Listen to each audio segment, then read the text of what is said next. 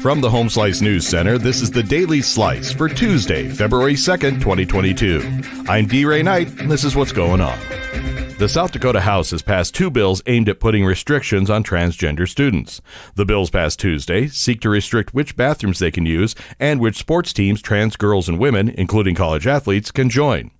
A proposal from South Dakota Governor Noem to ban transgender women and girls from playing in high school sports leagues that match their gender identity cleared a final hurdle in the legislature with its passage in the state house.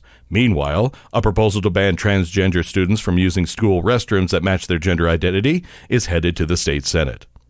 South Dakota Democratic State Representative Jamie Smith is running for governor. With more is Amy Rose. South Dakota state lawmaker Representative Jamie Smith is running for governor. Smith leads the House Democratic caucus. His announcement comes after a months-long search by Democrats for a candidate to mount a challenge to Republican Governor Noem. The governor also faces a Republican primary challenge from South Dakota Representative Steve Haugard.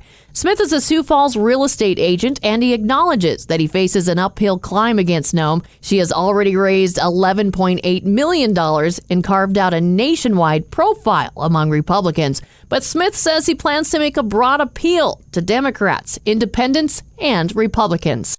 Rapid City's economy continues to set records, with November's sales tax receipts totaling $2.87 million. This new record brings the total sales tax receipts in 2021 through November to $32.45 million. December's total will be released in a few weeks. Rapid City's total through November is 19% higher than the total during the same time in 2020, which was $27.27 million. In national and international news, U.S. public debt topped $30 trillion for the first time, reaching $30.01 trillion on January 31st, according to the Treasury Department data released on Tuesday. Throughout the pandemic, the U.S. government spent $7 trillion on COVID-19 relief to avert a recession. The $30 trillion debt milestone comes at a time when many of the COVID-19 relief programs have expired. Lawmakers now find themselves at a time of transition for U.S. fiscal and monetary policy, according to the Wall Street Journal.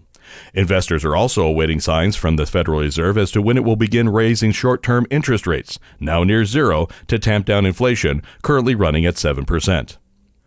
President Joe Biden wants to reduce the cancer death rate over the next 25 years. With more is Chrissy Davies. President Joe Biden is committing to reduce the cancer death rate by 50% over the next 25 years. That's a new goal for the moonshot against the disease that was announced in 2016 when Biden was vice president. The issue is deeply personal for Biden, who lost his eldest son, Beau, to brain cancer in 2015. The American Cancer Society estimates there will be 1.9 million new cancer cases and 609,000 cancer deaths this year. Russian President Vladimir Putin is accusing the U.S. and its allies of ignoring Russia's top security demands, but says Moscow is willing to talk more to ease tensions over Ukraine. The comments on Tuesday were his first on the standoff in more than a month and suggested a potential Russian invasion of Ukraine may not be imminent and that at least one more round of diplomacy is likely. Yet the two sides remain unyielding in their main positions, and there is little apparent hope for concessions. Russia is expected to respond soon to a U.S. proposal for negotiations on lesser Russian demands. After that, Russian Foreign Minister Sergei Lavrov and U.S. Secretary of State Anthony Blinken will speak. Finally, Puxatawny Phil has seen his shadow and has predicted 6 more weeks of winter. This was your Daily Slice for Tuesday, February 2nd, 2022. The Daily Slice is a production of Home Slice Media Group, hosted by D. Ray Knight, with Amy Rose and Chrissy Davies. Executive producer Mark Houston. Engineered by Chris Jacquez. I'm D. Ray Knight. Have a great day.